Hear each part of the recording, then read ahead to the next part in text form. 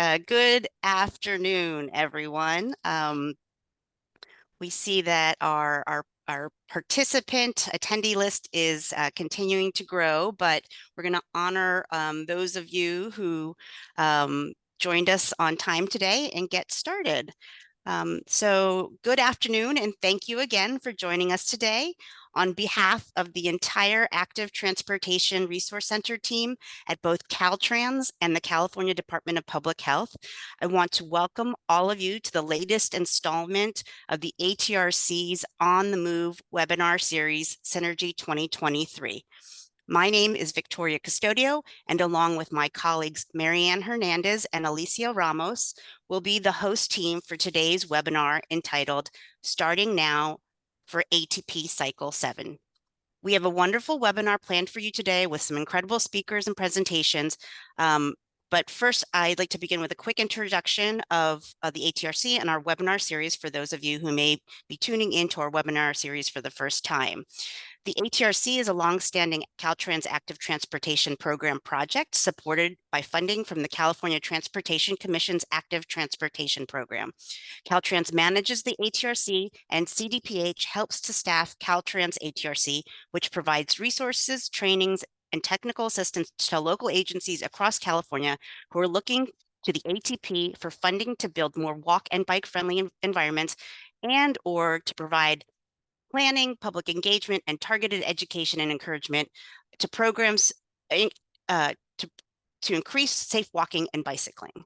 The overall purpose of our webinar series is to serve our statewide Active Transportation Resource Center network with timely and relevant free-to-attendee online trainings that foster innovation and collaboration around active transportation planning, while also highlighting the opportunity for meaningful and impactful active transportation projects.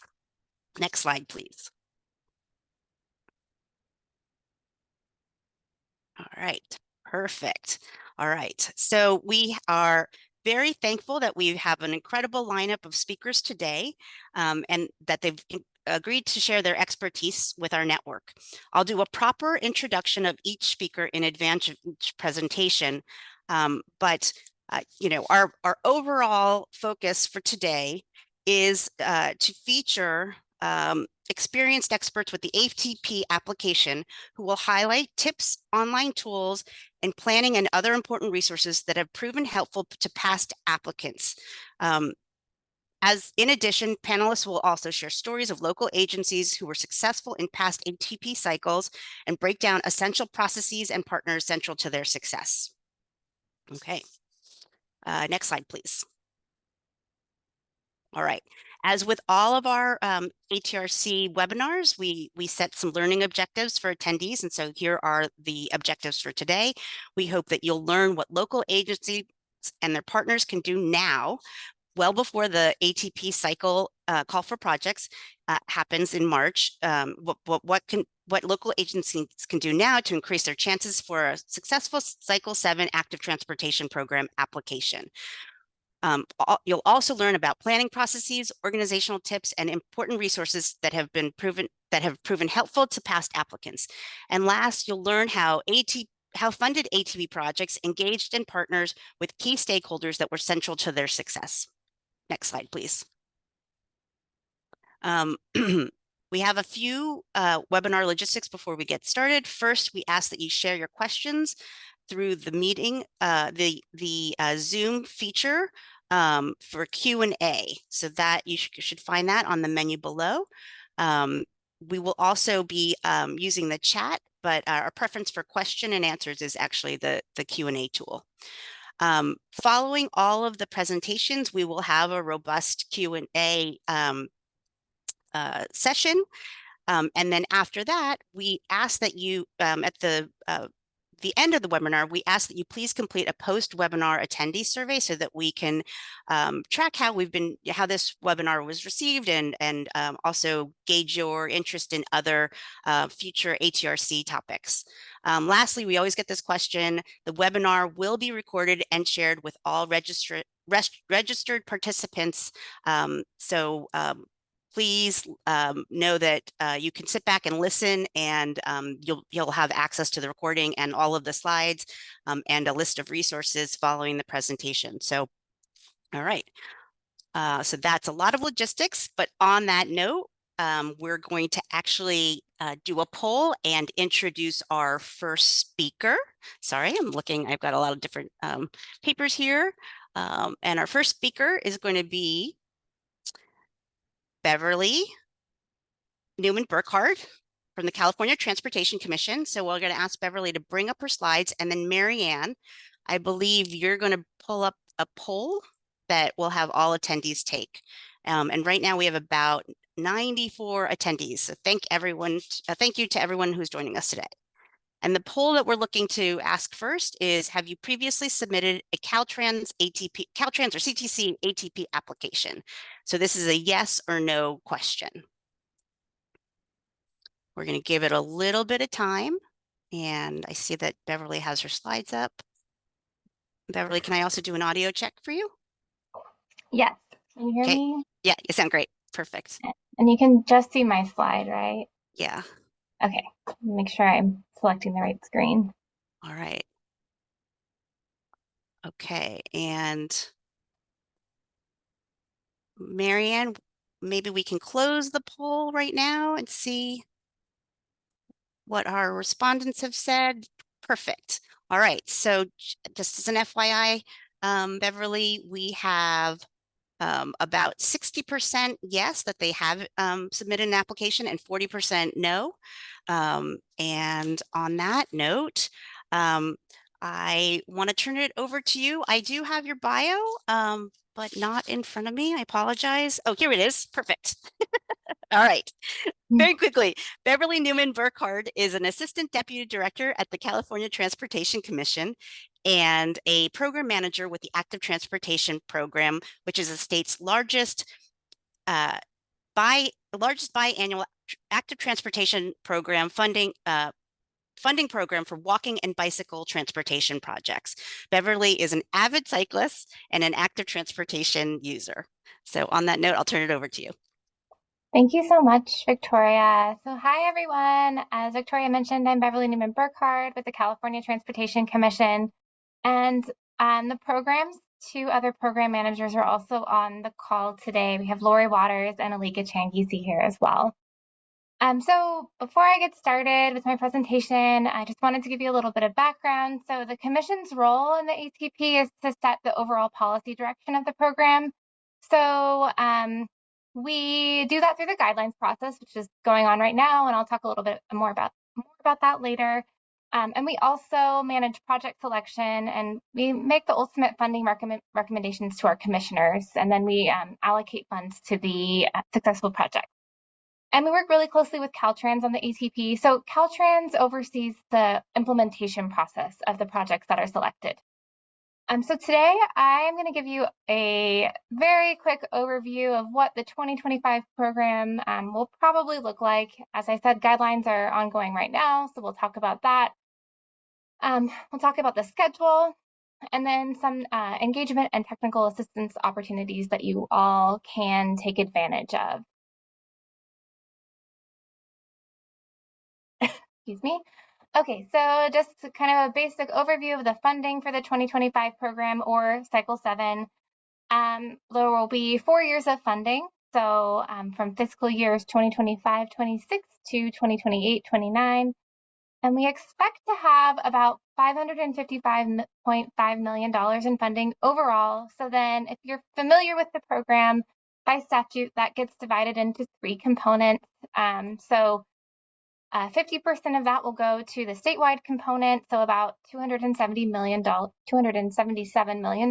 go to the statewide component, and that's for projects selected anywhere in the state, so those are selected first. And then about 40% of that will go to the large metropolitan planning organization components, and that will then be split up kind of by formula based on population to each of the 10 largest MPOs. That's about $222 million total, and then they have the option to kind of manage, create guidelines and manage their own project selection process in their region. And then about $55 million will go to the small urban and rural component. So these are for projects outside the boundaries of those 10 large MPOs. And these are projects outside those boundaries that aren't selected, and the statewide component will have a chance for selection in the small urban and rural component. So I wanted to kind of start out with kind of an overview of the types of engagement and technical assistance that we're doing for Cycle 7. So our central workshops, as we call them, are the workshops that hopefully some of you have been participating in since about August. Those are where we discuss our guidelines changes and any changes to the applications and scoring rubrics. So we have had, we've had 5, I think, so far. We've had 2 kickoff workshops and then 3 guidelines workshops. And we'll be doing these through kind of February of next year. We expect to kind of wrap up guidelines within the next couple of weeks. And then Caltrans will present a PSR equivalency workshop in December. Project Study Report equivalency workshop in December. And then in January and February, we'll talk about the application and about the scoring rubrics. We're also conducting what we call branch workshops. So these are more focused on technical assistance and program education, and we tend to, these are kind of focused on the region specific. So after the last cycle, we did kind of an assessment of communities or regions that were underrepresented in the program, or just overall unsuccessful, or maybe they hadn't been applying in those regions, or maybe they were just really disadvantaged regions that don't really have very many active transportation program projects funded in them. So we looked at those regions and we targeted them for technical assistance this cycle, but we also opened it up to kind of everyone else. And so I believe we'll be visiting 16 counties over the next several months until March to provide these branch workshops and give people a little bit more time, like FaceTime with us, and to ask questions and learn more about the program. And then related to that are our site visits. So the team started these, I believe, in cycle 5, and they did those and the site visits in person. And then last cycle, because of the pandemic, we did the site visits all virtually. And then this cycle, we'll be doing kind of a hybrid where we'll be doing some in person and some virtually. So the site visits are really a chance for you to get some one-on-one time with commission staff to discuss your potential project. We did in cycle 5, we did these all in person, and then in cycle 6, we couldn't do them all in person. In cycle 5, I think we visited like 63 projects. When we were able to do them virtually, we were able to tour 129 projects, and I think the people who did them found them really useful virtually. So this cycle, we are kind of pairing those with our branch workshops. So if we're in a region doing a branch workshop, we also will try to see several potential projects in that region. And we're also doing them virtually. So there's a registration form on our website that you can fill out to register, to do a kind of a virtual walkthrough of your project and to talk about any areas of the application that you might struggle with, or just, talk about your project a little bit and get some tips from us. And then we're also still offering our application debriefs. So if you submitted an application in any previous cycle and you want to resubmit it, or if you maybe just want to hear how you did and want some tips on how your application could have been stronger, you can always schedule an application debrief with us, and we can kind of go over that and work through your application.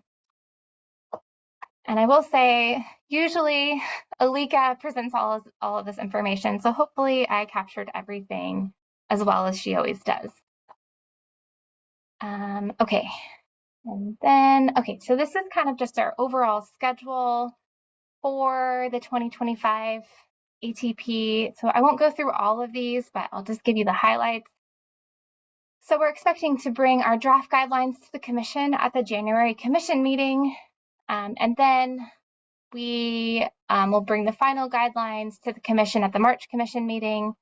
And once they adopt the guidelines, then the call for projects will immediately go out. And then applicants will have until June 17th to turn in their applications. And the scoring rubrics will also be posted by March 29th, but we expect them to go up at the same time as the call for projects. There's the MPO guidelines. So I won't go too much into the MPO guidelines, but if you are located within the boundaries of one of the 10 large MPOs, they will be going through their own guidelines process. So I would just recommend kind of keeping up with that process, because they're allowed to make, their guidelines have to be consistent with ours, but they're allowed to make some kind of policy changes to help promote some like regionally important or regionally specific issues within project applications. And then our staff recommendations will be posted on November 1st, 2024. The commission will adopt the statewide and small urban and rural and quick build projects in December 2024. And then the commission will adopt the MPO selected projects by June 2025. Some MPOs end up coming in a little bit earlier than that, though, if they're ready to go. So in terms of the guidelines, we're not actually expecting any major changes to the guidelines. There are some minor policy clarifications. I want to caveat that, though, because the guidelines are not final until the commission adopts them. So we don't expect there to be any major changes as of now, but that could always change. And, you know, a commissioner could have a policy that they really, really want to see in the guidelines. And so we could add that, you know, at the last minute. So we just really highly recommend that you kind of stay up to date with the guidelines workshops and what's going on in those workshops, so you're really ready to go once the call for project goes out. A couple changes that I wouldn't say are major changes, but they're still maybe a little bit bigger than some of the other clarifications we're providing.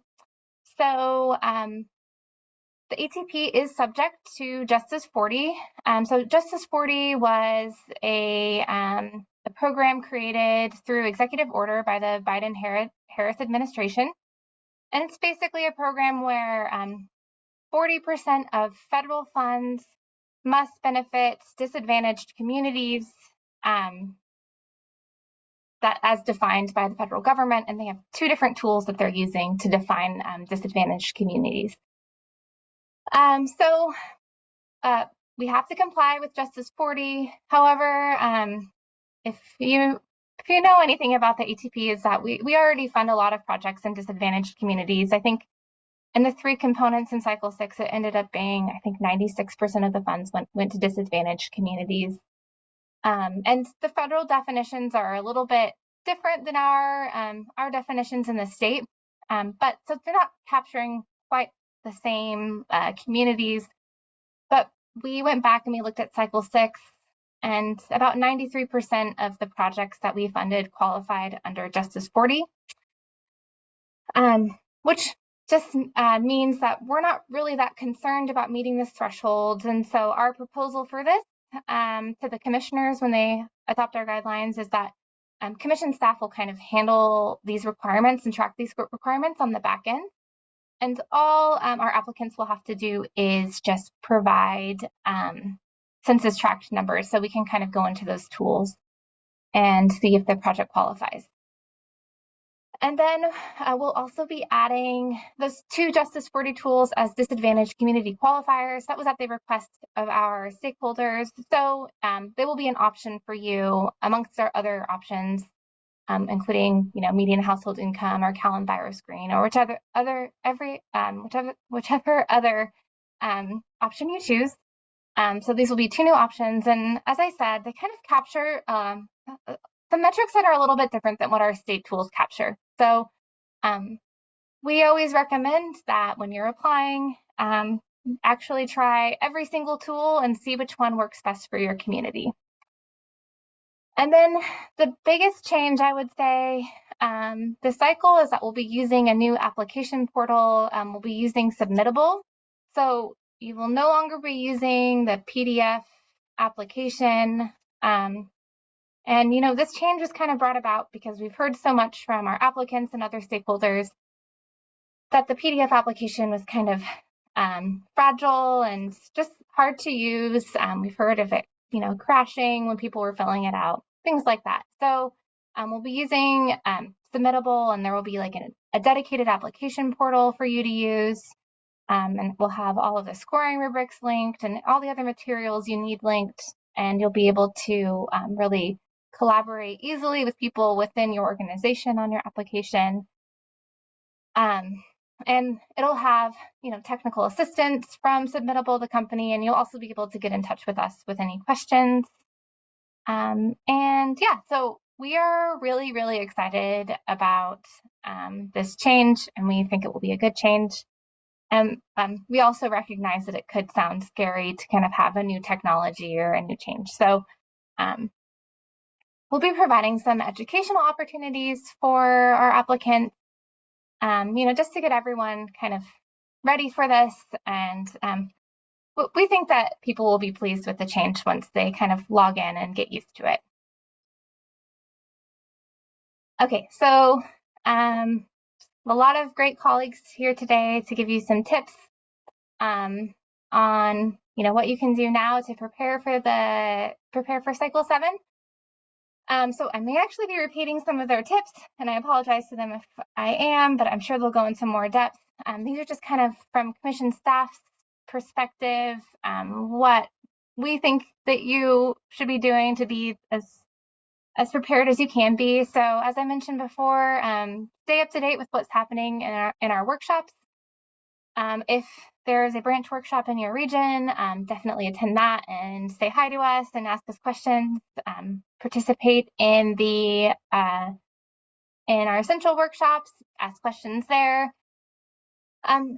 Use us as a resource. We have these site visits available, so register for one. If you have ever applied for the ATP, we can do debriefs on any of your applications, so just get in touch with us and we can do a debrief on any of your previous applications. We all really care about our applicants and we really want to help, so please reach out. After the call for project goes out in March, we can't really provide any technical assistance to you anymore, just because of conflicts of interest. So please make use of the time now and get in touch. And then we have all successful applications from previous cycles posted on our website. So you can go and take a look at some of those and get some ideas for how you're going to put your application together. And then I put this last bullet on here mainly to tell you, so the scoring rubrics probably will change slightly for this cycle.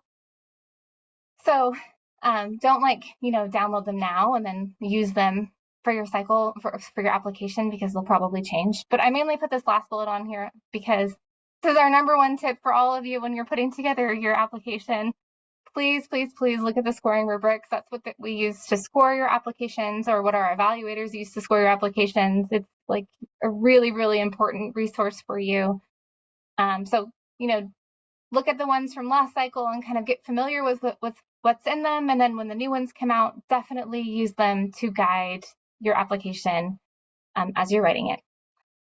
So that is all from me.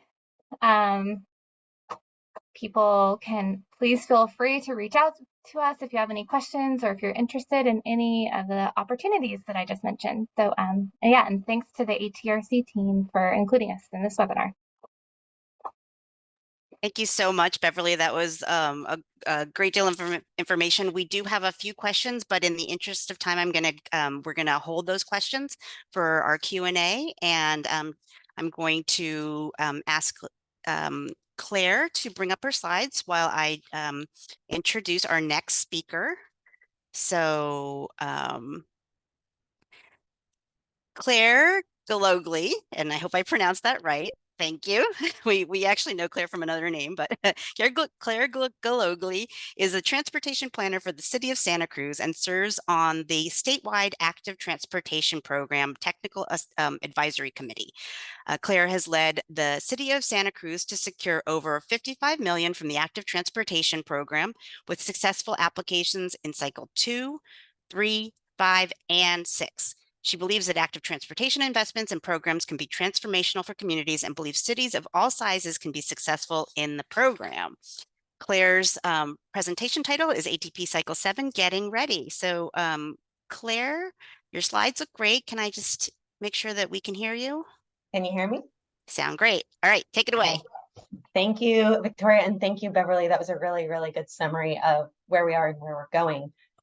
As Victoria mentioned, I'm Claire Galogli. I'm the transportation planner for the city of Santa Cruz. We are a small to medium-sized city of about 65,000 on the Central Coast in Caltrans District 5.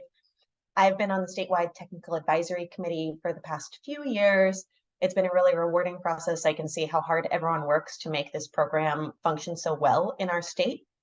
I have also been successful in leading applications in multiple cycles, and I've also not been successful on other applications in those cycles. And so reiterating what Beverly said, schedule those site visits, ask for debriefs on your projects that were successful and unsuccessful, request your scores, get the feedback, and really utilize the resources that are available because the CTC and ATRC are so incredibly helpful. As a planner on a primarily engineering team in a public works department, I am a huge believer in coupling infrastructure and non-infrastructure within this program. I think it makes our programs and projects much stronger and benefit our community in a much more holistic way.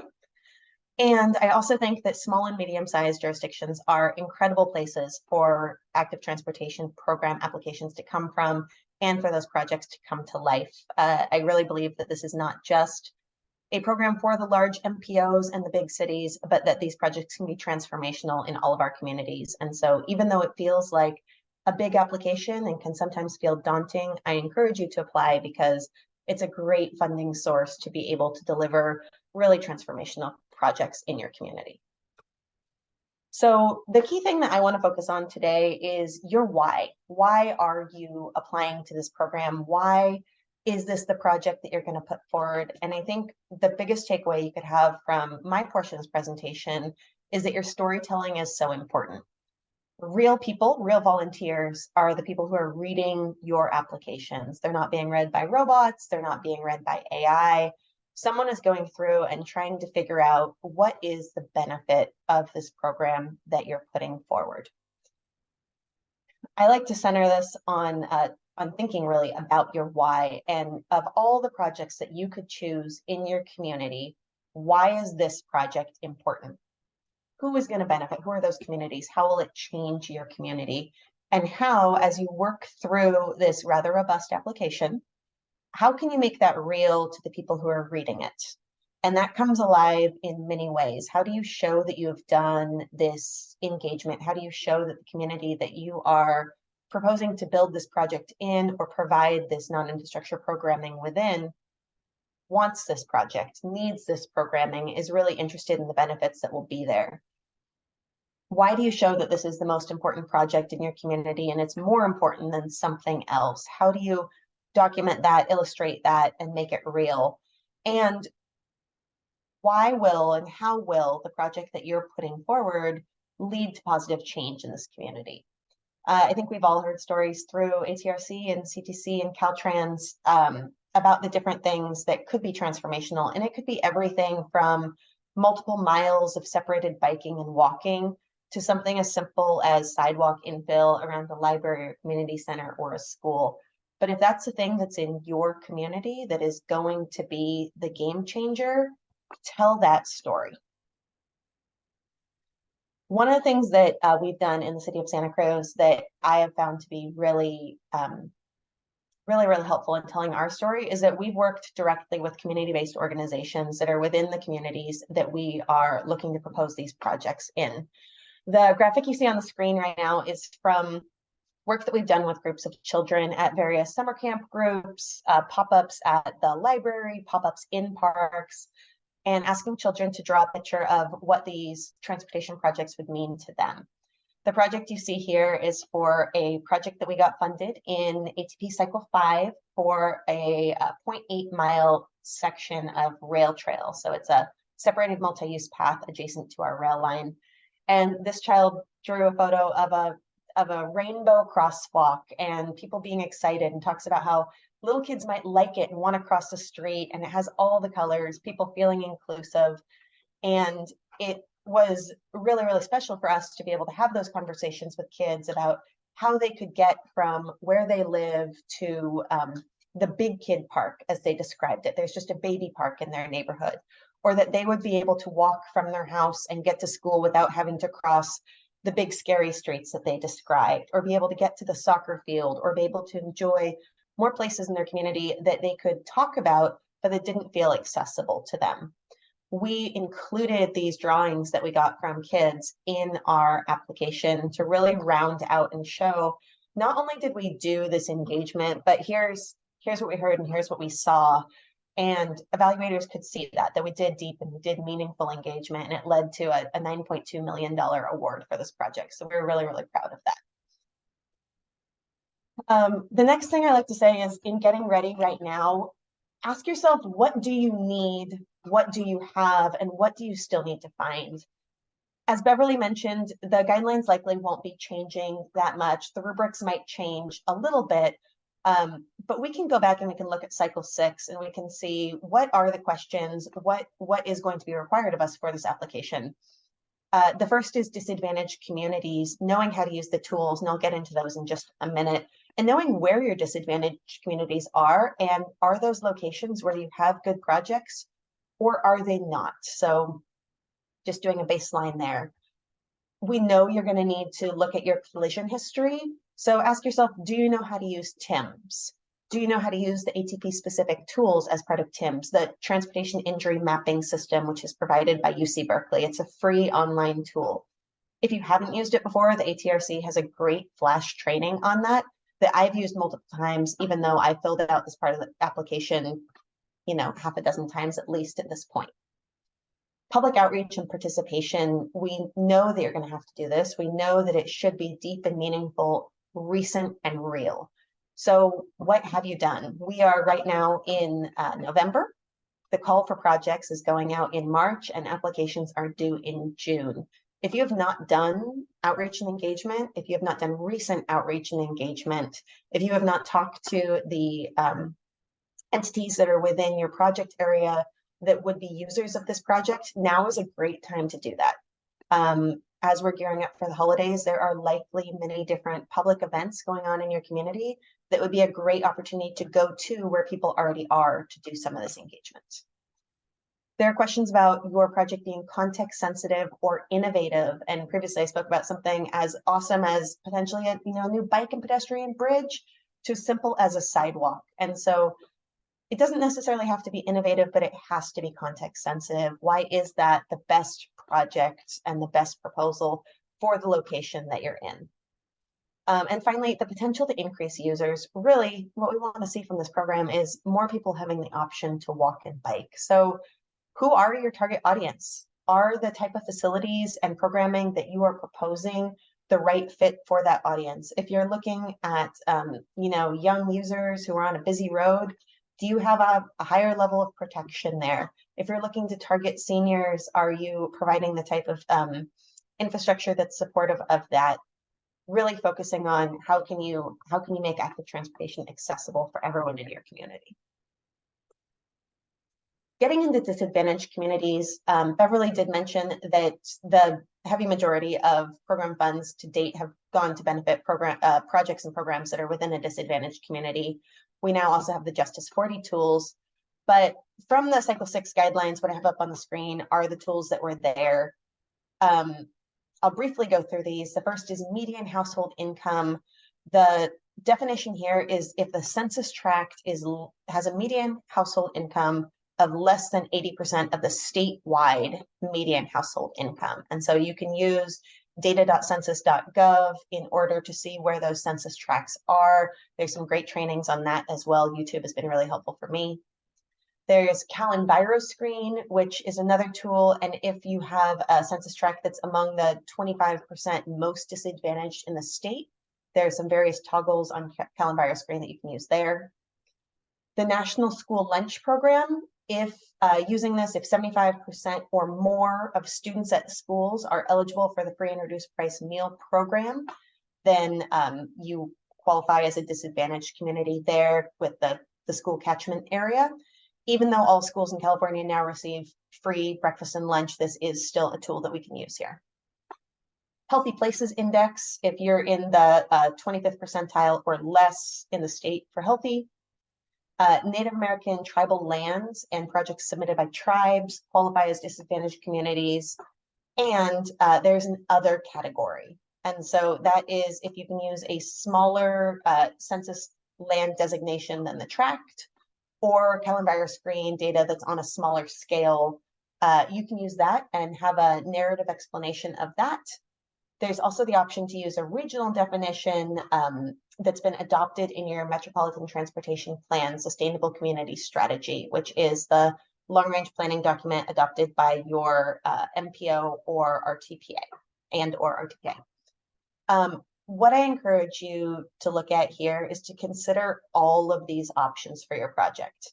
Maybe you're doing a project that's tailored to safe routes to school, but that school doesn't qualify for the National School Lunch Program. But the surrounding census tracts do qualify based on median household income. Make sure you're looking at that. Talk to your MPO and your RTPA and see if they have an adopted regional definition and how you can use that. Look at different census scales down to the block and the block group level to see if maybe there are pockets there that pop up. In the city of Santa Cruz, we have done this, and I'll get into that in a moment. We have projects that have both use the adopted definitions of areas that are in a disadvantaged community, and we've used a regional definition and a narrative description of the communities served. For our regional definition, we have had it adopted in our regional transportation plan for the last few cycles. And living in coastal California, we have an incredibly high cost of living here. The median cost of a starter home is over $1 million. And what we found is that utilizing the statewide median household income is just not fully representative of the cost of living in our community. And so we have some other definitions adopted that account for the more local conditions that we have here. And we've included those in successful applications. The other thing that we've done is describe the communities served. So sometimes we have key destinations that are served by a proposed project that don't get represented in the DAC definitions. They're part of the guidelines. One example we have is in ATP Cycle 6, we were awarded a project that connects an existing multi-use path to a satellite campus of the University of California, Santa Cruz, their Coastal Sciences campus. And it connects directly to a job training location for our unhoused population. Currently, this is a wide road with no sidewalks, painted bike lanes, very, very high speeds, and limited transit access. We know that both university students and the unhoused population have a high reliance on multimodal options. Many of them are very, very low income and have limited access to single occupant vehicles. And so we directly talked about how this project made those direct connections, made them safer for populations that were disadvantaged, but it didn't pop up on the map. And so we were able to secure some points there because it was easily understandable to the people who were reviewing our applications that yes, this did benefit a disadvantaged community, even though it didn't utilize the definitions in the guidelines. We've also spoken to direct access being provided to affordable housing, community medical and dental clinics for low-income individuals, and various pockets of poverty on a smaller scale. And so making sure that you really flesh out where you can the details of your project to make it real are beneficial in this area. Getting on to the next thing, ask yourself at this point, in November, before the guidelines are out, are what specialized skill sets do you need? What do you have? And who do you need to reach out to at this point? We know that you will have to do mapping as part of your submittal. And so do you have GIS skills in-house? Do you have engineering skills in-house to be able to lay out your project plans? If not, how could you find those? Are those something that you're going to contract out for? We're hearing from some folks after this who work for consulting firms who support project applicants, who could flesh that out a bit. For engineers' estimates, have you talked to the folks on your team about what they're going to need to provide and what that looks like? The various forms from last cycle are up, so you can get familiar with them from previous cycles. There are questions that you can read into that relate to planning, housing, displacement, really looking at the full spectrum of individuals. And so what policies does your community already have? This is part of the narrative. It's not specifically scored, but make sure that you know what those are. And if you don't know what they are, reach out to folks on your housing team, on your planning team, potentially in economic development or other areas. Non-infrastructure, which I love. We have partnered with non-infrastructure programming on numerous applications, and some that we've already completed delivery of and some that are upcoming. So who could you partner with if you are interested in delivering non-infrastructure with an infrastructure program? What would that look like? Who would you serve? Would you be targeting, students, seniors, the entire community? How would you start those relationships now to think about what that could be? Look at your local capacity also. I like to say there's a lot more communities that are like Santa Cruz than there are like San Francisco in the state. There are, tons of small and medium-sized communities that we might not have as much capacity or as deep of a bench as many of our larger friends. So ask yourself, how can you pull in help? Could you reach out to your RTPA or MPO or your public health department, or another larger partner in your community to support you in pulling together your application? Are there other things that you could do? Could you ask for help from a local community college or other educational entity that might have help with graphics or mapping or anything else? So start thinking about what you need at this point. Specifically, what we do in Santa Cruz County is through our RTPA, the Regional Transportation Commission, we utilize our Interagency Technical Advisory Committee, ITAC, to review our regional application ideas. And so we sit down together in a room and we say, here's what I'm thinking about doing. And we workshop the idea and we say, yeah, that's a good idea. Or no, that idea is not so great. Or have you thought about pulling this thing in or working with that community?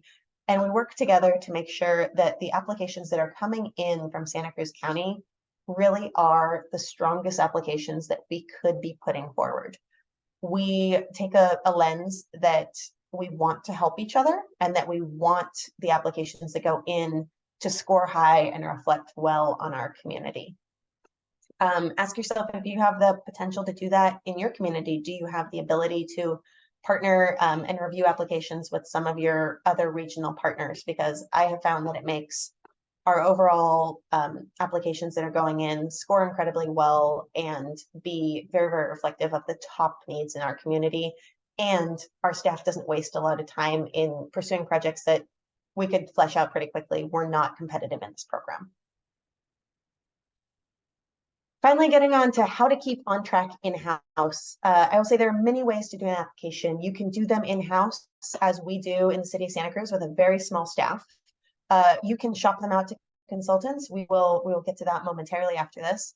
But how do we do it on a small team? Our public works transportation team is 7 people. Not all of them work on ATP. And so my best advice on a menu for how you could be successful in this is to first and foremost have a quarterback. Have one person be in charge of who is managing the ATP application process.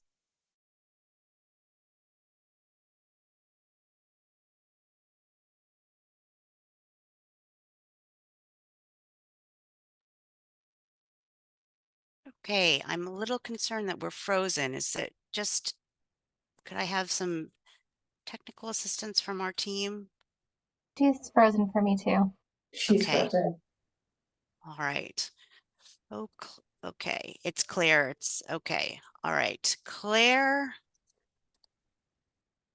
If you can hear us, you might need to restart. Maybe we can pull up her. Oh, let's see if there's some motion. Technology, friends. Okay. Looks like Claire's going to rejoin us. Marianne, I'm wondering if we can. Oh, there you are. Okay. Sorry, Claire, we dropped you on your colorful slide. So your slides are off the screen right now. We need you to reboot or come back up. And also you're on mute. Did that work? Perfect. Okay, we're back. All right. Where'd you lose me? Right here. So I last sorry, I'm multitasking a little. I think if you wanted to just start at the top again on this slide, this is great. Start at the top. Okay. Yep. So my best recommendations of a recipe for success in getting through the ATP application process, which is a big process with a lot of pieces to it, is to start with having a strong quarterback, have it be one person who is in charge of the process, who knows what needs to be done. Have an internal kickoff meeting before the guidelines are released to get everyone on your team who's going to be touching this project on the same page. Have them clearly understand what the need is, what the overall objective is, and then follow up with an email with specific tasks and deadlines. I make sure to give fake deadlines to everyone on my team that are a week or two before when I actually need them, so that by the time I have my real deadline, everything has been able to be pulled in and that I have enough time at the end to assemble all the pieces and just quality check and make sure we have everything we need, make any edits and request any follow-ups. And then go through it a couple extra times before you hit submit. I'm really excited about the online submittal process this time. I think that'll be really, really helpful. You'll also hear from Tracy and Paul on the consulting side to give you some additional tips if you're working with outside consultants on this. So going through and just finalizing my piece, there we go. So the project I mentioned at the very beginning that had drawings from the kids, this is the project that is underway right now. It is maybe half a mile from where I'm sitting right now. We have a bunch of heavy equipment out there. It's not moving today because it's raining, but I always feel so inspired by this program because we're able to deliver on real community changing active transportation projects that I'm able to see in my backyard and I'm able to see as I go around the state of California that are really making a difference. So the biggest thing I can say is tell your story, make it real, make those evaluators who are reading through want to fund your project because they can see how important it is to your community. And with that, I think we're holding questions for the end, but thank you so much for having me. I think that ATRC and the whole CTC team that works on this is really amazing, super well resourced and really able to help make this program so successful. So thank you. Thank you so much, Claire. That was absolutely wonderful. And yes, we have a lot of questions coming in and we'll be sure to get to all of them after all the presentations. But just to keep the flow going, we have another wonderful presenter. So Tracy, as you get up your slides, I'm going to do your bio. Tracy McMillan is a principal with Nelson Nygaard Consulting. She has worked at the intersection of public health and transportation since the 1990s, including early work with the California Safe Routes to School funding program. Tracy enjoys helping California communities improve the physical and cultural environment of active transportation and making transportation systems complete, accessible, and safe for all. And then I will just mention that over the last 2 years, Tracy and her team at Nelson Nygaard have also served as ATRC partners, providing technical assistance to local agencies as part of the ATRC's Technical Assistance for Disadvantaged Communities project. So on that note, I'm going to turn it over to Tracy, and her presentation is titled Developing Your Project Scope. Great. Thank you so much, Victoria, and thank you, everyone. Are you able to see my screen with the slides? Yes, you look and sound great. Great. Thank you. Well, you gave me a great introduction. I had a little who am I intro as well, but you touched on just about all of it. I will say I'm a principal at Nelson Nygaard, and for those of you that are not familiar with our firm, we're a transportation planning consulting firm that was started by 2 women founders in the mid-80s in San Francisco. We're transit planners, but we are a multimodal firm that has offices across the country, including one in Northern California and one in Southern California. And we have a team of individuals with deep experience working with agencies to do active transportation applications, and I've worked with many communities successfully to prepare those applications. But some of the work that's been really dear to us is the work we've done with ATRC and also with the Metropolitan Transportation Commission in the Bay Area, providing technical assistance to agencies that are under-resourced and helping them think about and learn how to put together competitive and compelling and winning applications.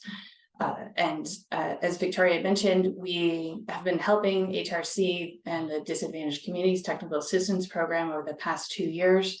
We helped a group of agencies in Cycle 6, but then what we've also been doing since June of last year, right after the Cycle 6 application closed, we did some long-term technical assistance and capacity building with another group of agencies. So working with them for about 8 months on monthly trainings to really go into a lot of the information that Claire has presented, that I'll talk about, and then Paul is going to talk about as well. So that was a very rewarding experience, and we really thank ATRC for the opportunity to work with the communities around the state to provide that assistance. So as I mentioned, my work, what I'm going to talk about is going to build a bit on Claire's comments. That was a great presentation, Claire, and so thorough, and thank you so much for that. What I wanted to talk about was developing your project scope. So what we want to do is to think about how to help you move from the realm of possible to the realm of fundable and buildable. You all are, you should be working from projects and project visions that have been developed and laid out in regional or local active transportation plans, or Safe Routes to School plan, maybe even a local road safety plan, or if you've successfully received an SS Safe Streets for All plan now, regional and local mobility plans. But your projects have to be coming from a plan that you've developed. And those plans have conceptual scopes, and maybe they have, a 15% design of a project that's been identified in that plan development process. But that now, you want to, through the ATP program, through ATP, you want to move it towards reality. And a reality that you can implement as time passes and conditions change, such as funding or the financing that you are using to maybe have that local match. Or there are barriers that have popped up along the way, or snags in your timeline that you have to account for that can also drag out project costs. What other parallel projects are happening within the community that you want to account for as you're waiting for this project to hopefully come to fruition. So you need to spend a sufficient amount of time on this scoping process to be able to peel back those things that should and shouldn't be included at this time in your project. And I think Claire mentioned this, and Beverly mentioned this, and Victoria probably mentioned this. That process should ideally be underway already. Don't wait until the application period opens on, let's see, March 21st or 22nd, 2024. You should be putting some of these pieces into place right now. Claire talked about engagement, but this scoping piece is really important as well. So thinking about the key considerations for when you're thinking about your project scope and what project you are going to put forth and what story is that going to tell about the needs within your community. These are some of the questions and considerations you should account for as you begin the AT process. Who are the elected officials and key internal decision makers that you need to have on board and be part of this process so that they're bought in from the get-go, and there isn't an 11th hour snafu that comes your way and could derail your application as you're approaching the deadline. Thinking about the size and the scale of your project, I'll talk a little bit about the various options that are available through ATP that I'm sure most of you are familiar with, the type of project that you're looking to fund, thinking about where the project is located and what that means in terms of other considerations that you have to take into account. What right of way might be involved, and does your agency own it, or are you acquiring it? Are you adjacent to a railroad? And that adds an extra layer of complexity that an engineer like Paul could talk about. Where in the project development cycle are you seeking funding for? Claire talked a lot about who is expected to benefit from the project and making sure that they're involved in this project. Hopefully they were involved in the planning, the development of the plan that identified the project, but that, you know, what you want to have in your application is that those that are expected to benefit from the project are involved throughout, and they're involved in the application process, and they're also reflected in the application how they'll be involved as the project moves forward towards construction, and then utilization when it's all said and done. Or if it's a non-infrastructure program, how they're involved in identifying the need for that programmatic element, and then how they'll be receiving that, identifying, refining that program, and then receiving that benefit as the program is launched. Is the project realistically fundable? We'll talk about that in a moment. And then how do you make sure that the project is successfully implemented once the project is awarded? Again, what is your capacity in-house? And have you already identified a need that no, we can't do this in-house, and we're going to have to bring in outside assistance to provide that. So again, implementation is a key consideration. One of the things that when we were working with the DAC Technical Assistance Project, an important thing that ATRC talks about is being sure that agencies are not only becoming successful at writing applications, that they are successful at implementing projects, and they're putting forth projects that are realistic and attainable in terms of implementation.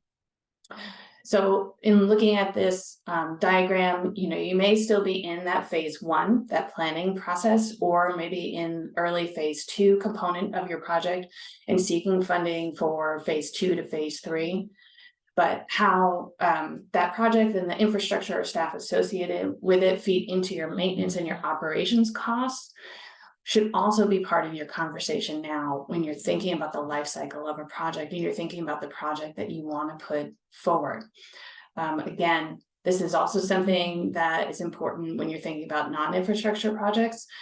In a non-infrastructure application or a combo application, you need to be able to think about, you need to be able to communicate how that program is going to be sustainable over time. So again, that's that life cycle of the project. It's on this diagram, it wouldn't be the maintenance phase, it's the sustainability phase.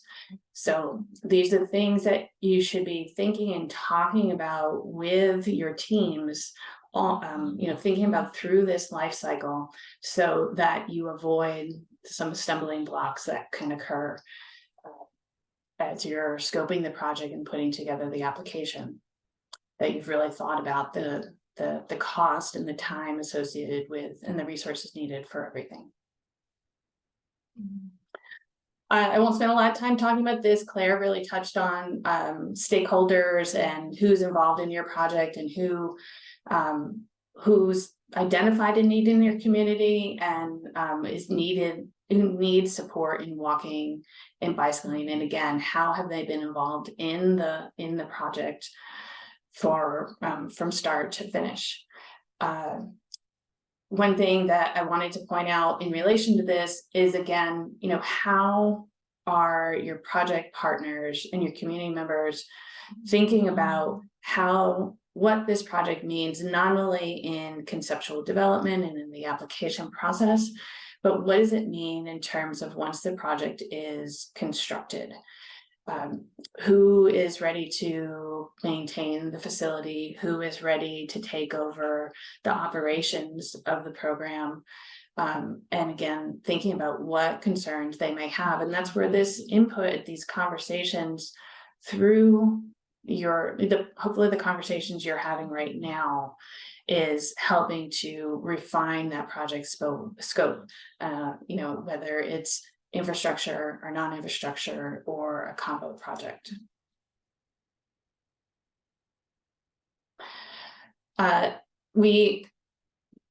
If you're familiar with the ATP, then you know that there are several different options in terms of the type of project you can submit through the application project. And again, as you're thinking about your project scope, this is something to keep in mind. In past cycles, and Beverly talked a little bit about this, there's been 3 levels of infrastructure based on the funding amount.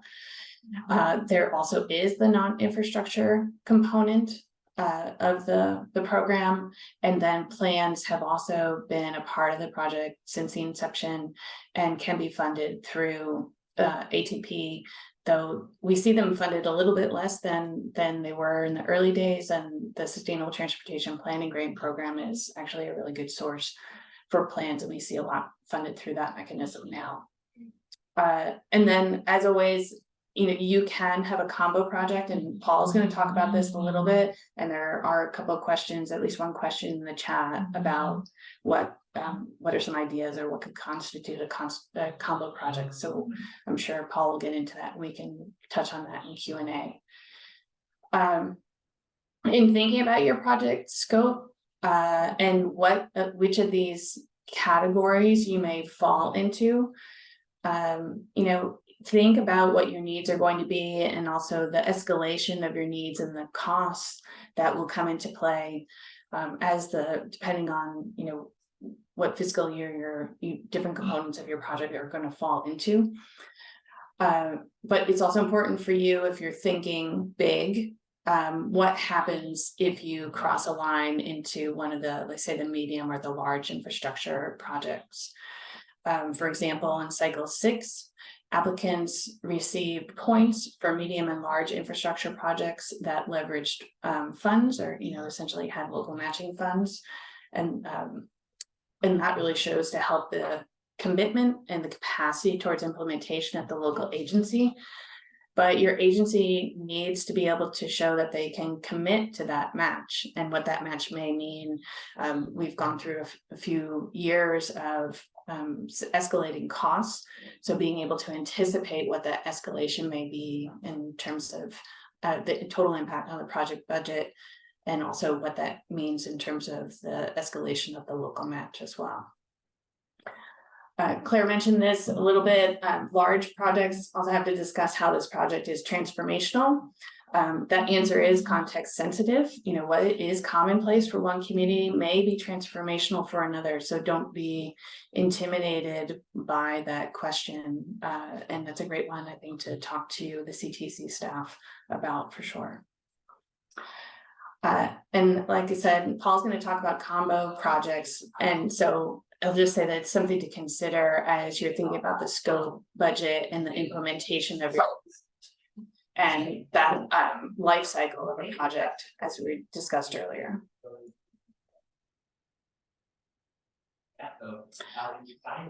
So when you're thinking about your project location, your project scoping has a really simple outcome. Scoping identifies where your project ends and where it starts, and it should make clear what's in and what's out of your project in terms of the infrastructure you may be putting on the ground, the program you may be offering, and what that story is related to your project. Again, who is impacted and who is served by your project. The project location, the project scope identifies the cost and the schedule for implementation. Again, have you anticipated what those project potential snags might be? Right of way takes time to acquire if you need to acquire right of way, and it can affect the project schedule and cost. And what partners need to be involved, and how much more time that may take to bring people on board, or to get their processes moving if you're dependent upon other people moving pieces of your project forward.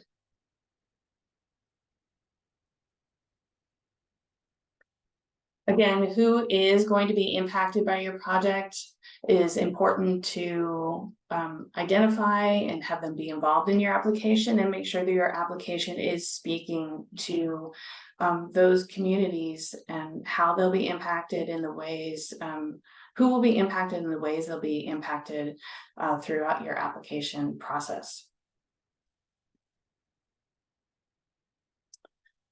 So really all of this project scope development is helping you to move a project, as I said, from the realm of maybe it's possible to the realm of fundable and buildable.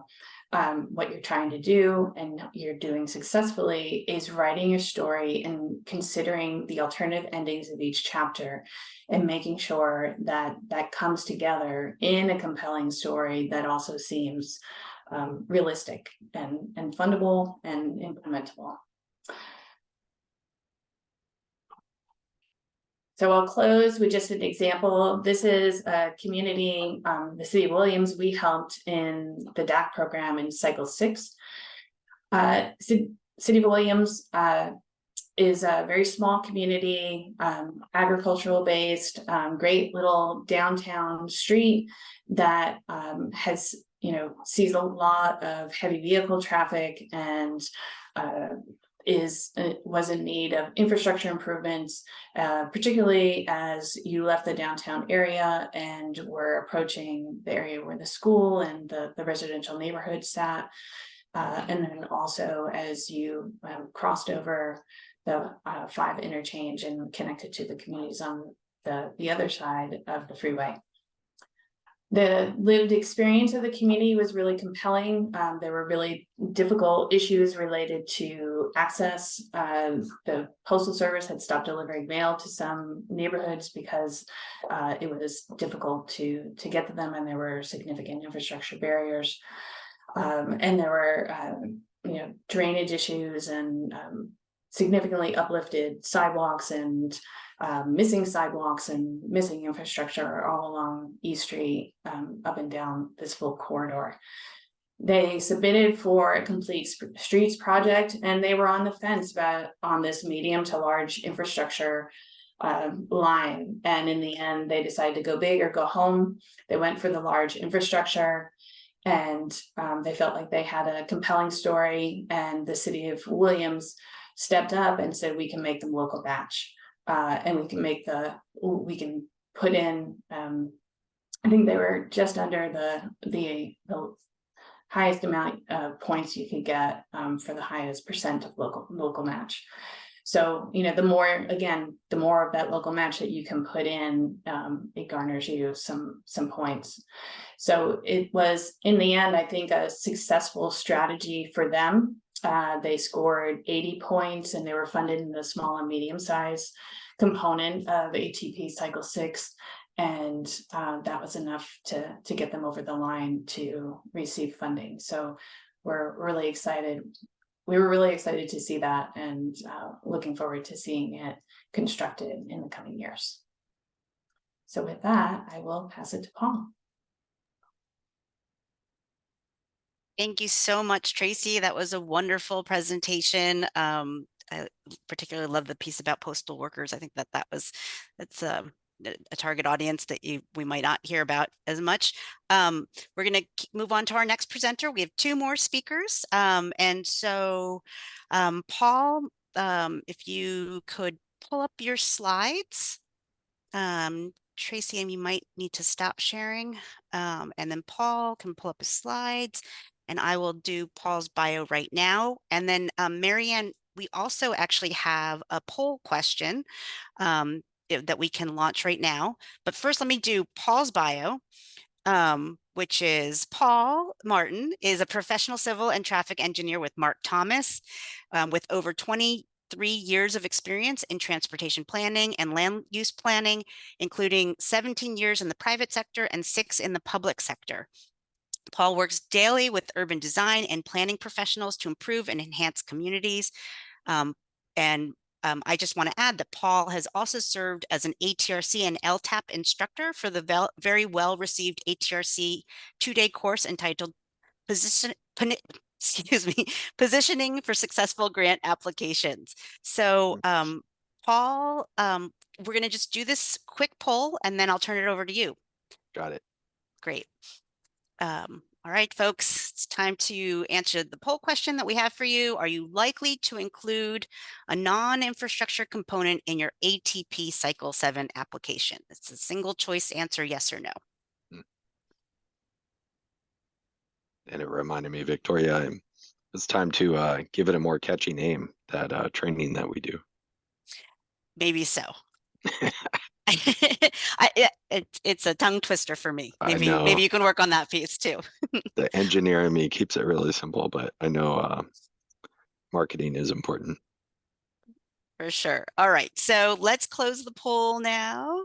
And Paul, just so you know, we have 52% saying yes, they are likely to include a non-infrastructure component in their ATP Cycle 7 application. And so that's 48% no. On that note, you sound great. Are you going to turn on your camera for us? Oh, yeah, I apologize.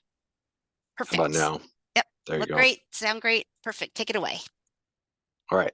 And poll number 3 is showing on my screen too. Do we want to wait on that one? That's so interesting. It's not showing on my screen. Oh, then I'll minimize it. I'll proceed then. Okay. All right. So great. As Victoria mentioned, I've been asked to talk a little bit about adding in non-infrastructure components into projects. There we go. So a little bit about me, about 24 years of experience, both public and private sector. Some of the key projects that are on the screen are things that I did while I was at the Orange County Transportation Authority as the first active transportation coordinator. So a lot of work on the OC Loops project, and I find it important securing money for safe route to schools activities and non-infrastructure for an agency that otherwise focuses a lot on infrastructure projects. And then I'm happy that my work allows me to do work up and down the state, serving the state of California. So I wanted to take a few minutes and really just talk about how we can scale up our projects and think about from the engineering side, the infrastructure improvements that a lot of agencies are focused on with securing ATP Cycle 7 funding going forward. So on the screen, the definition that we see a lot, the infrastructure side, engineering strategies to really change the physical or built environment. And when we talk about non-infrastructure, we're talking about kind of everything else that's non-engineering or programmatic sometimes. That active transportation program does encourage combination projects. So you heard Tracy talk about it a bit, Claire as well, really trying to make sure that we think about what are those other non-infrastructure and the activities that you could incorporate into infrastructure. So we encourage all the attendees to think now, while we're not in a big rush on writing that grant application, about what are those non-infrastructure items in particular. So you might be thinking, well, I need something to start with. So I want to promote back the ATRC does have a list of common activities. This graphic on the right, they're categorized with the typical buckets that we hear about: education, encouragement, evaluation, enforcement, and equity. There's a good variety of different projects, but we want you to think about what are those types of things that you might do for your project. I have a couple examples. In gray here, we also wanted to highlight, I talk about you. I'm kind of speaking more to the direct agencies that are thinking about pursuing an ATP grant. Your agency coordinating and partnering with other organizations to deliver those non-infrastructure activities. So it may not all need to fall on the city, the local jurisdiction, to actually implement those things. So again, ATRC's got this long list, a good list of different ideas that might be implemented.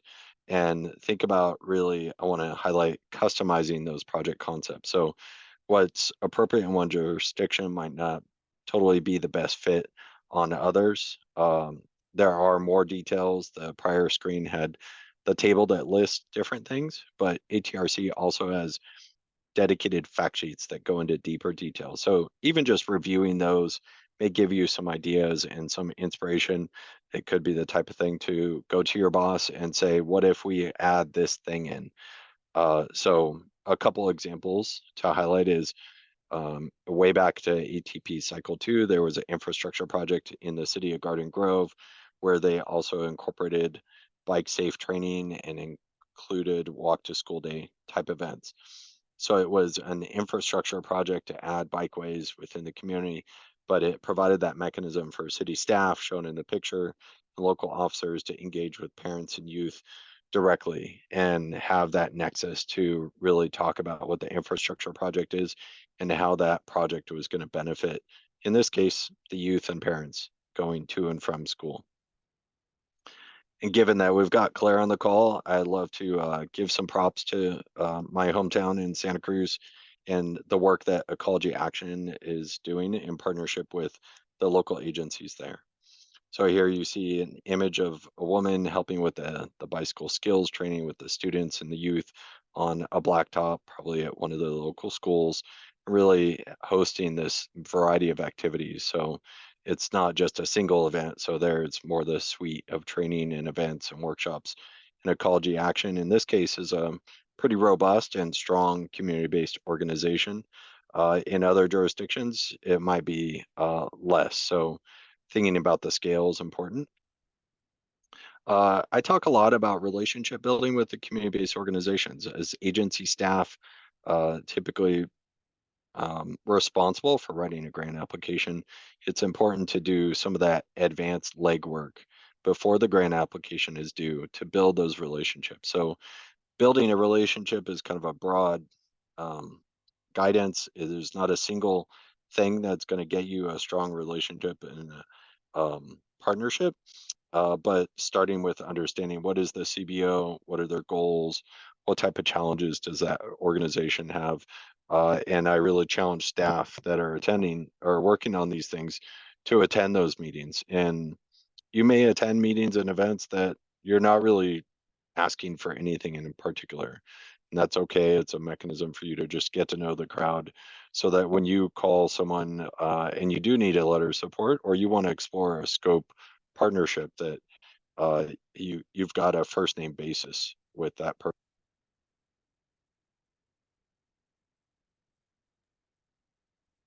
Okay.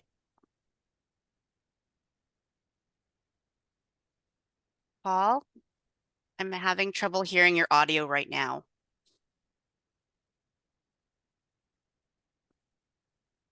Let's see if we can get you back in. Well, thanks to everyone for your patience. See if we can get his audio back. How about now, Victoria? Sound great. Perfect. Thanks. Okay. Sorry about that. So I guess we all have our technical items. So building rapport, my key thing is just building that rapport with staff at the CBOs or the volunteers that participate outside of the 8 to 5 Monday through Friday. Sometimes might be required. Sometimes those might be good and fun activities. So handing out bike helmets and bike lights is a nice thing to do, that still gets you a little bit boots on the ground and experience. And on this slide, we wanted to highlight a little bit about thinking about the capacity. So I alluded to Ecology Action as a good example of an organization that has a lot of staff and a lot of capacity, frankly. Day One in the San Gabriel Valley does similar work, and they've got room to do a lot of activities, but other organizations might be really heavy volunteer based and maybe only 1 or 2 staff that are paid. So as your agency, when you're thinking about that partnership, think about the scale and what's appropriate. And of course, think about how payment can be built into the grant application for that CBO. So helping out with the CBO myself, I know that the cash flow basis is really important for that organization and making sure that there's clarity going forward. Hey, in 6 months, this grant's going to happen, or in this case, a year, maybe 2 years from now, there's going to be this thing in particular, and make sure that that CBO is ready for that and anticipates it. And then I just want to round out again and just point back to the ATRC webpage. There's a lot of resources online here. This is a screenshot of the homepage. So they're in those key categories: training, resources, and technical assistance. And it's a healthy amount of information. Some of it is static, say PDFs, but there's other things where there's recorded trainings and guidance on how to use the various tools that are posted. So I point everyone back to the ATRC page as a good starting point if you've got questions. With that, I'm available or hand it back to you, Victoria, and happy to join the conversation today.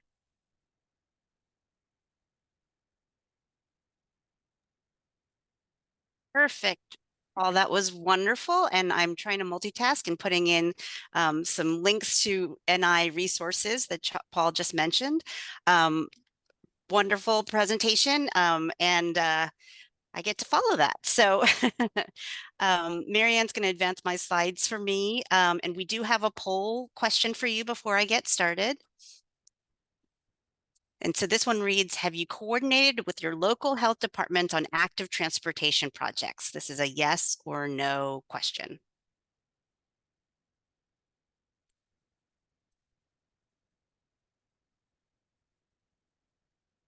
And while while you're answering that question, I can just do a 2-sentence bio. So again, my name is Victoria Custodio, and I'm from the California Department of Public Health.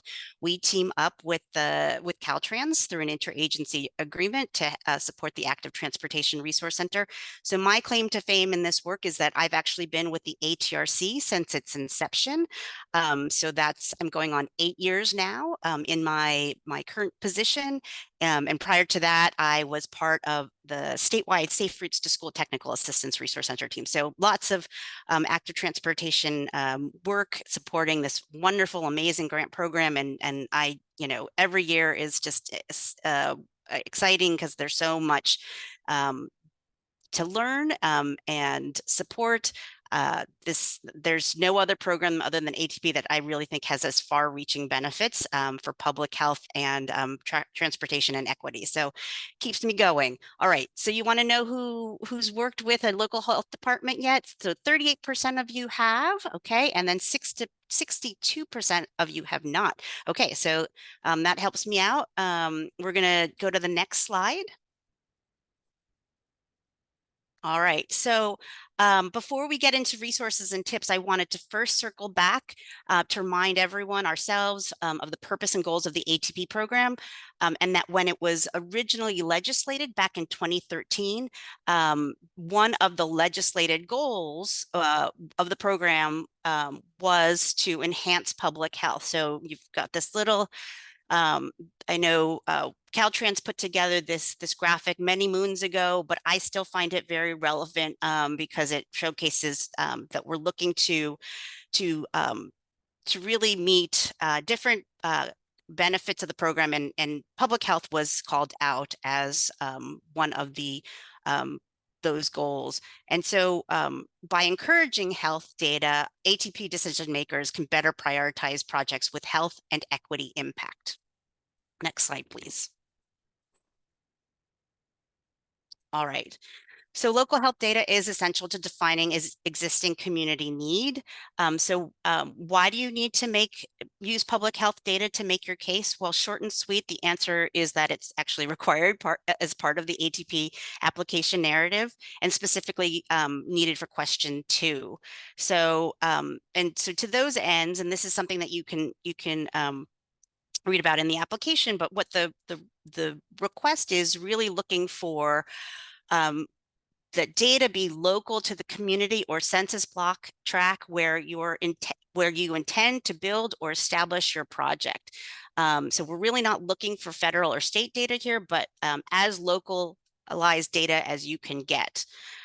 Secondly, the language in the application and the scoring rubric, which has been previously mentioned, provides different ways to consider health data. Health data is not just health status, but also health concerns, disparities between one neighborhood and the next, and social and environmental conditions that impact health.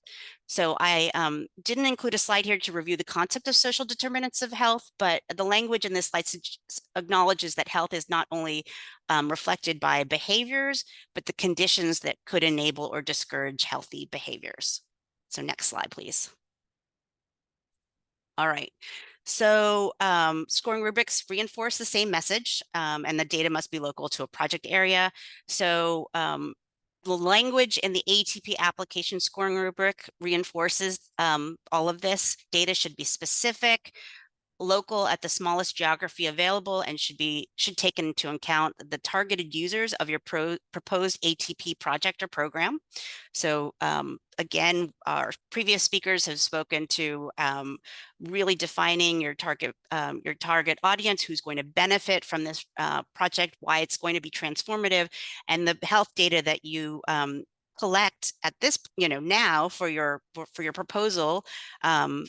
It should really take into account the data that speaks to those users. So beyond this, your statement of need narrative should also include should look at a comparison of local areas' health conditions as compared to the state or another region. That helps to build your case of greater need.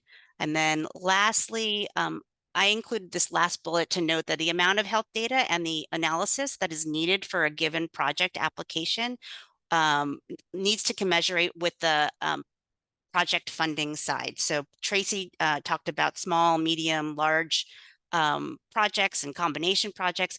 So we just want to point out here that if you're looking to apply for a medium or large size infrastructure project, you may need to dig a little deeper into the data to paint an even more robust picture of the needs of your community or communities to be served. All right, next slide, please. All right, so you need data. Where are you going to get that data from? So this slide is about the key sources of local health data. And so I'm going to make two suggestions here. The first is, if you haven't already done so, and so I'm going to call out the 60% or so folks who said they haven't had connected yet with their local health department, I'm going to encourage you that no matter what no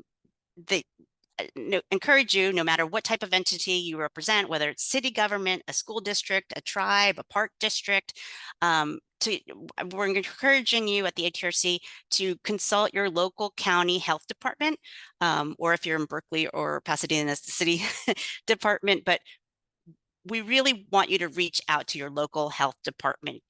We know right now that local health departments, or LHDs, are completely swamped. But that said, many have existing reports and publications from which you may be able to draw relevant local health data from. These publications or reports can be in the form of community health needs assessments or community health improvement plans.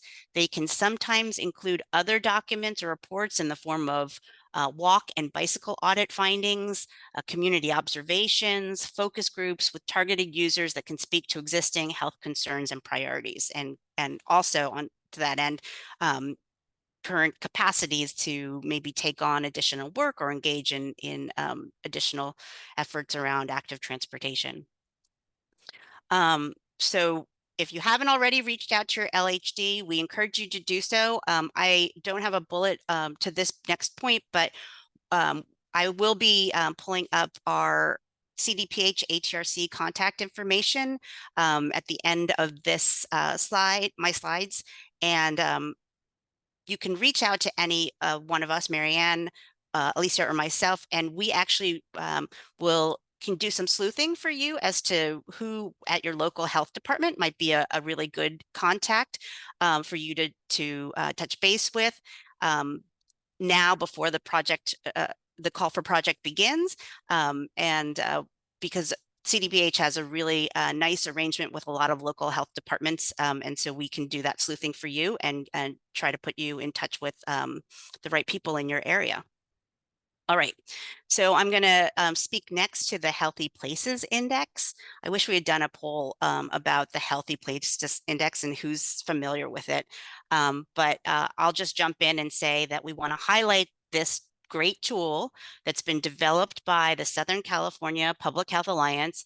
It was released in ATP Cycle 5 and has been a tremendous resource to the ATP program and a number of different state programs, transportation programs, and public health programs to really help consider disparities in health and how that can be used for investment making.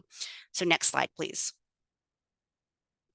All right, so we do have a training on the Healthy Places Index that I know will go out as part of the post-webinar communication. So we don't have time to do that training here, but I just wanted to call out kind of the ability of the Healthy Places Index to really give you some quality data that is more granular and more localized. So it is a tool where you can view data at multiple geographies. You are able to do a deeper dive into local data with comprehensive decisions support layers. It's a really great tool for identifying how communities rank in terms of the criteria that have been set up by the Southern California Public Health Alliance in the Healthy Places tool. So it's really good for looking at comparisons. There are features that allow you to define custom project areas. So if you're doing specific treatments, facility improvements along certain corridors or in business districts or safe routes to increase safe routes to schools or safe routes for seniors, there's definitely mapping tools that are available to help you really draw data from your project area. And there is a feature where you're able to upload your own data. So we know that a lot of local agencies have their own data, and the folks over at the Southern California Public Health Alliance are really fantastic partners, and they are able to work with local agencies to upload any data that you might have that might help their profiling and their outputs. So it's a really great tool. And next slide. This is an example that we actually were given from one of our partners here in the Sacramento area. They no longer go by Walk Sacramento, they actually go by Civic Thread, but they helped in this training that we did a few years ago. They helped to tell the story of how they used the HPI, the Healthy Places Index, to prioritize areas with greater health needs. And so they were able to pull a number of indicators right directly from the HPI tool, and the indicator as they pulled indicators as well as decision support layers, and to really help to kind of prioritize the needs of certain communities for I believe this is the city of Sacramento's, or sorry, the county of Sacramento's ATP application at the time. So you can see there's just a lot of good detail that's available in the HPI to help tell your story in the narrative. It's definitely helpful to share as you're doing engagement. It's really helpful to actually share information that you can share with your constituents, and just to reinforce that you're really looking to kind of make some changes both to transportation but also health, and that here are the baselines that you can that are available in terms of the data. Next slide, please. Mention that we have done some HPI how-to videos. These are actually not ATRC specific, but they were done by the Southern California Public Health Alliance. They're really very, very rich in detail. They offer step-by-step instructions and different tutorials of on different aspects of the tool, and they've really been kind of set up for non-technical audiences. So it's a really rich tool. We encourage folks to play around with the tool during this time before the application period, so that you can see just how useful it can be for your application development. All right, and next slide, please. All right, so I just want to finish on with a couple more tips. So once you have your public health data, what now? Now what? So our thought is always that you pull the data and give yourself ample time to review the data provided. Look at it with your lens. Is it reasonable for the proposed project? Can you include the data in your storytelling? Of course, aim to be clear and convincing in your writing. This is a little bit beyond the public health question, but I think if you have an opportunity to tell your story with words, but also photos, as we saw with Claire's example, it really does help to bring your application and your proposal alive for those that are reading your work. And I think one of the points that we can also discuss in our Q&A is that your application will be is likely to be randomly assigned to an evaluation reviewer. So any data, any narratives, any photos that you can use to really tell your story to those that aren't familiar with your area will be highly beneficial to you making your case. Next slide. So yeah, these are a little out of order. I apologize. This is, I think, one example using some data specifically from HPI. We have one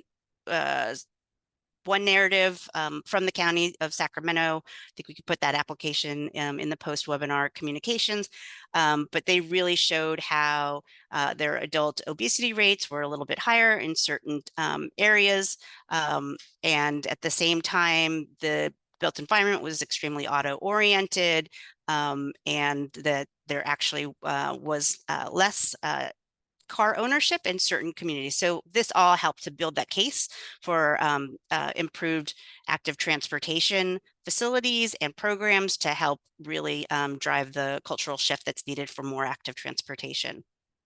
So next slide, please. This is a slide just to remind you that we're a small but mighty team of 3. We each have aligned ourselves with different Caltrans districts, and we're really working hard to work closely with districts so they know that there's an added layer of non-infrastructure technical assistance support. We have a general inbox if you don't know your Caltrans district for some reason right now, but please reach out to us with any questions about public health data needs. We can do our best to, again, connect you to local health department representatives and also point you in the direction of some of the tutorials and great resources from the Southern California Public Health Alliance so you can consider using the Healthy Places Index tool. Next slide. And that's it. All right, so I'm going to ask that all of our presenters, and hopefully this doesn't mess with the bandwidth, come off of mute and also on screen. And I think we have about 20 minutes or so. There were lots of questions earlier on, so I'm going to start with those. And then if we have time, I know we had some folks on the call who had their hand raised, so we'll go to those in a second. But I'll pitch the first question to and I'm hoping that Beverly's here. Oh, there you are. You're just not on my screen. So this first question reads, will the scoring criteria be revised in cycle 7? If yes, when will we find out about the new scoring criteria? Also, is there a way to subscribe and receive an email notification when the new guideline and other application materials are available? Thanks. Beverly, do you want to do that? Yeah, so we don't expect any major changes to the scoring criteria. That's what we expect, but as I said before, that could change. We expect to have the same category, like the same questions. What could change is that's more likely to change is what's on the scoring rubrics. I mean, we always kind of build off what's currently in the scoring rubrics, and usually we'll just clarify things or add things that are helpful to applicants to help them answer that question. So we will be discussing the application, how the application questions are phrased in January, and then we'll be discussing the scoring rubrics in February. And I don't know, Alika, are you able to, do you know the exact dates for those if you're able to unmute? Yeah, so the application workshop is scheduled for January 10th, and the scoring rubric workshop is scheduled for February 6th. Thanks, Alika. Yep, no problem. So I would say if you're interested in that, attend those workshops, or we always post the recordings on our website afterwards so you can kind of see what happened at the workshop if you're not actually able to attend it. If you'd like to join our mailing list, the easiest way to do it is to just email one of us, and I will paste our email addresses into the chat just for everyone's easy access in case you have any questions about anything I presented today. And I think I answered all the questions, like all the sub questions in that question, but let me know if I missed anything. No, that was great. Oh, and email notifications. You have an email listserv that did you also mention that just now? Yeah, so just send us an email and we can add you to, there's a couple lists that we can add you to. We can add you to, we have our program list, which has like all of our major program updates. And then we can also ask the commission's clerk if you're interested to add you to like the main CTC list, which is all of our stuff plus all of the other CTC announcements on all of the SB1 programs and commission meeting materials. So if you just want to really stay up with what's happening at the commission, it's good to be added to that list. Great, perfect. All right, and actually I'm looking through some of these questions and I think that some of them are really unique to the CTC, so I want to get those out of the way first. Beverly and Alika, is the Justice 40 tool that may be added as a DAC criteria? Can you speak to the two tools or the tools that you're considering at this point? There's also a link that we've been given. Yep, I can talk about that. Okay. So yeah, the link that I think forgot who it was. Jeff Knowles. Thank Yeah, you, Jeff. So that's one of the tools. That's the climate and economic justice screening tool. So that's something that the federal government created after the Biden-Harris administration created Justice 40. So that's one of the tools we'll be using. We actually talked about how exactly we'll be using it, or at least our proposal for how we'll be using it at our last workshop, which I don't think their recording is posted yet, but it should be soon, because it was a pretty lengthy discussion about how we'll be using it. If you want to go back and look at that. But just the essentials of that tool looks at lots of different factors, like what makes a community considered disadvantaged. I think they look at climate change, energy, health, housing, pollution, workforce development, which is lots of different factors like median income and unemployment, and then water. And it looks at all of the census tracts in the United States, and it basically, there's like thresholds for each one. And if you're in like the 90th percentile for a certain category, and you're also what they consider low income, like you would be considered disadvantaged under that tool. But yeah, I would say go back and look at our recording from last week, where we talk a little bit more about how we'll be using that. And then the other tool that we'll be using is the USDOT Equitable Transportation Community Explorer. Sorry, it's also called the ETC Explorer. So this is something specifically developed by the United States Department of Transportation for the Justice 40 initiative. And this looks at basically underinvestment in transportation and kind of transportation and other types of burdens nationwide. So it looks at things like transportation insecurity, climate risk, environmental, like pollution burdens, health, and then social vulnerability, which is like, it's like English proficiency and poverty levels and like unemployment rates. So it looks at all of those tools, and it comes up with like a final index score for each census tract in the country. And so again, we'll be using that as well as a DAC qualifier. And the details on that will be kind of posted on our website. You can also, if you're like interested in chatting to me about it more, happy to chat. Just send me an email and we can talk. That's perfect. All right, this next question reads again, sorry, this is, I think this is for CTC's team. The application forms are notoriously buggy and frustrating to work with. You mentioned submittables.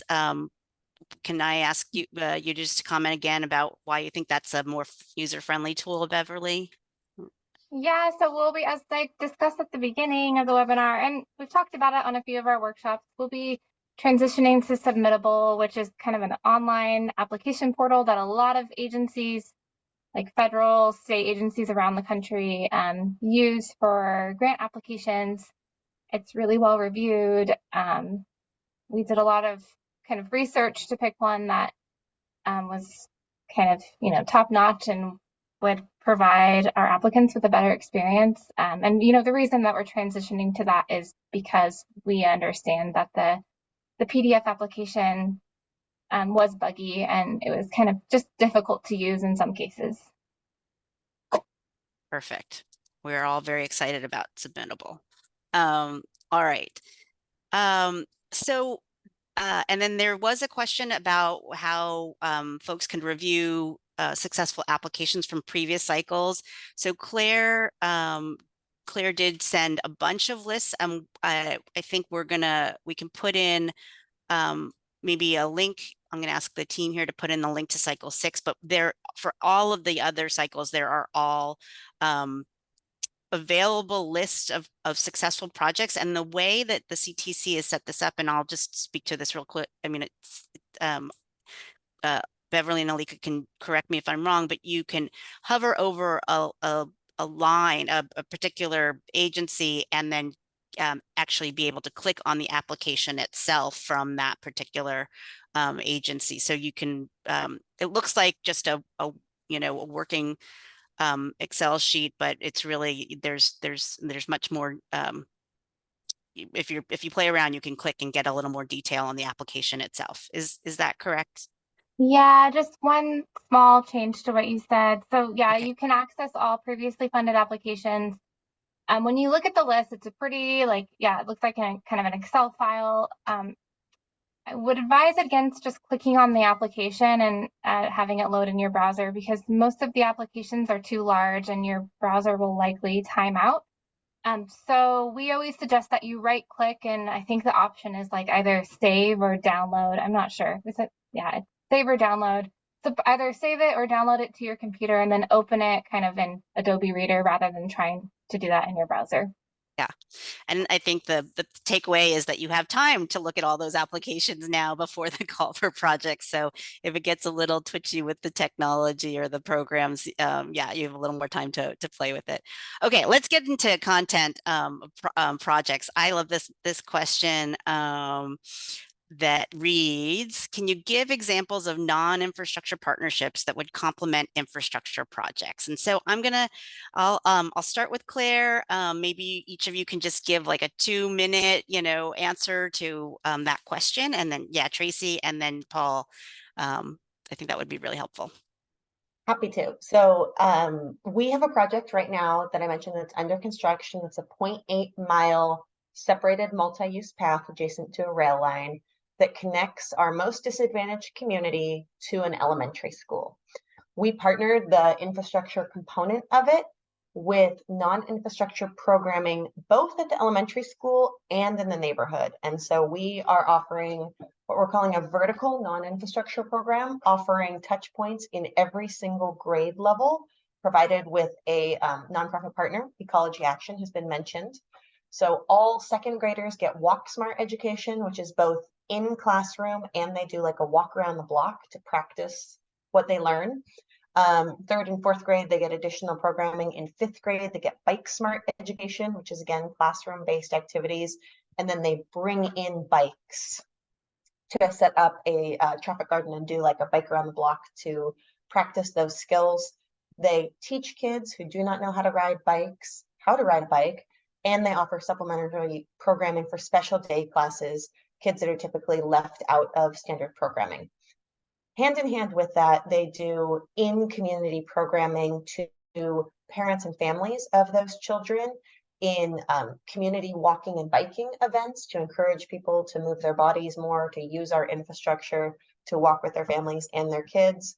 Bike workshops that teach people how to work on their bikes and help people to replace, the more simple parts and do basic tune-ups, and other encouragement events to partner, make it a whole family and whole community-based affair.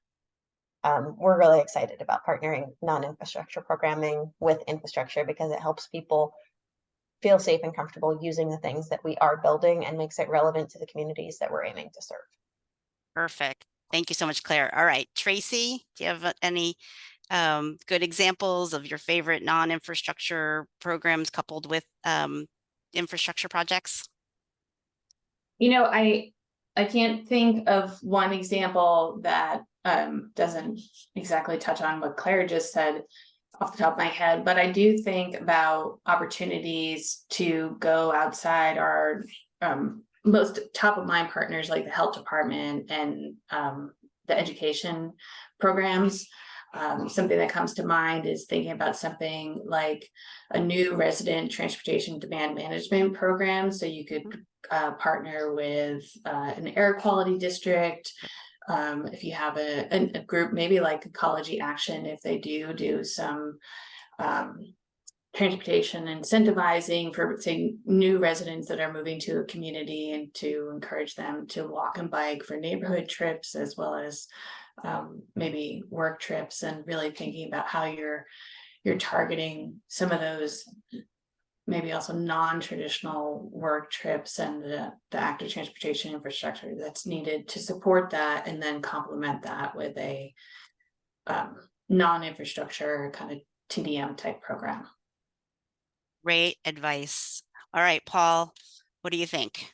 All right, and you hear me okay? Yes. The audio. Okay, so I am in Orange County and I'm a big fan of the activities in Santa Ana.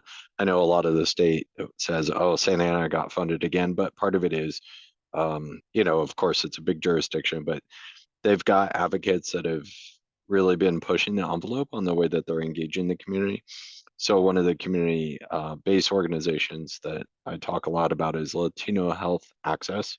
They've really embraced the promotores concept of hiring local community members who are embedded naturally within the area that already have some relationship, and giving at least a primer on what the transportation issues are, and recruiting those staff, frankly, to go and help promote and explain what the engineering improvements are. So in this case, I could really envision the city using the promotores to help with explaining along a corridor where, say, a cycle track is being installed or pedestrian improvements, and do the door-to-door type activities, whether you're dropping a door hanger or you're knocking on the door and talking with the community members that live in that house and explaining what the project is. This thing is coming, it's going to be under construction. Talk about, of course, the construction activities, but the final outcome. And sometimes it gets down to the nuts and bolts of, where do I park? And the parking is different. Where do I put my trash cans? And what is this newfangled, green paint, and those types of things. And if you've got community members delivering that message, it goes a long way versus, some printed collateral that comes from the city. So that type of activity is, again, I talked about scale. It may not be available in every community, but that might be a mechanism to explore within your community. Yes, I love that, Paul. And I'll just add that the program that Paul mentioned, it's actually been scaled up, I believe, at the regional level at SCAG. And so the SCAG is actually offering an ambassador, an active transportation ambassador training program, which is really wonderful. One of the things we didn't mention in the presentations was that for non-infrastructure programs, there is a focus on sustaining efforts after the funding has been expended. And so doing train the trainer programs and really engaging community members so that they can serve as resources after the life of the grant is exactly kind of in the spirit of the ATP. I know that the Safe Routes Partnership held a few webinars on that topic specifically. And so maybe one of the things that we can do in the post webinar communication that our ATRC team will do is share a link to that resource as well. And then I'll mention the Promotoris model is a very useful one in public health, but we've also seen students, I think one or more of you have mentioned student engagement, working with community college. There's lots of different angles. And so I think now is the time to kind of, do that homework, figure out who could be your partners. And maybe not go back to the same partners, right? Because they're swamped probably. I'm thinking about ecology action and they're tremendous, but they're helping everyone, including the state. So maybe, figure out who else you can maybe enlist, and you could build in through a non-infrastructure grant some training opportunities and hire folks to really, do that training of the trainer, and maybe even have a coaching component to it so that you're really, serving people. And as Paul mentioned, compensate people fairly, because that's so key. All right, so I don't know if we're going to have time for this last aging in place question. So I'm going to ask our presenters if they won't mind if I send Dorothy Wong's question out to everyone, and Dorothy will do our best to get you a good answer for that. We are running out of time, and if anyone knows me, I'm usually going over, and I don't want to do that today because this has been a long webinar. But on that note, I first want to thank Claire, Paul, Tracy, and Beverly for a wonderful webinar today, and really, I think, rich discussion. We're getting some comments back to us as the ATR staff saying thank you so much. This is really excellent presentations, and so we thank you. We couldn't do this without you, clearly. Next, I want to just remind everyone that once you leave the webinar, you'll be asked to complete a 3-minute survey.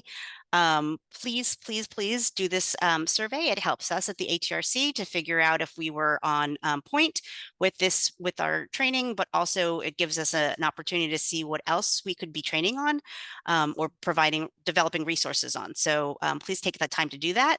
And on that note, we're a little under, we're at 2 minutes, but I think we're going to try to take those 2 minutes back, and we're gonna say sayonara. Thank you again to everyone, and thank you to our speakers. Thank you to our attendees. We'll see you at the next webinar. Thank you. Thank you. Bye-bye. Cheers, everyone.